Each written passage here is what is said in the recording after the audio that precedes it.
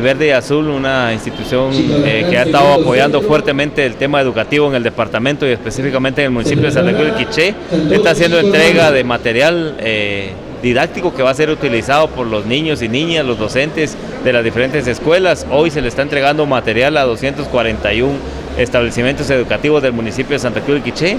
Se están entregando 1945 paquetes para cada una de las escuelas. Yo creo que es una bendición de Dios para nosotros el poder recibir este donativo, que pues igual, como su palabra lo indica, es una donación para las diferentes escuelas del municipio de Santa Cruz de Quiché. Yo creo que vamos a seguir siendo siempre agradecidos con Dios porque tenemos ese privilegio y esa bendición de contar con este material en cada una de las escuelas del municipio de Santa Cruz de Quiché. Esta es la primera entrega de 4 entregas que tenemos en este mes. También vamos a hacer entrega en Chichicastenango, en San Pedro Jocopilas y en Santa Cruz, en Chiché, que son los municipios de área de cobertura del Proyecto Verde y Azul.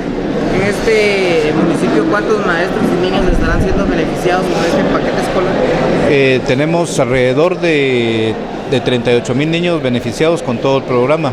Y este municipio, pues estamos alrededor de 63 escuelas que son beneficiadas.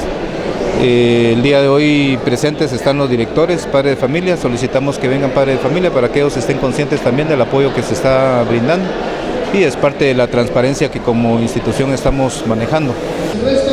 Realmente al escuchar los problemas que tenemos en educación, el tema de rendimiento escolar, de acceso, de repitencia, de deserción, son datos preocupantes a nivel nacional. Entonces nos sumamos al esfuerzo de la red educativa, al esfuerzo también de las autoridades educativas para poder poner nuestro granito de arena en beneficio de los niños y niñas de este municipio.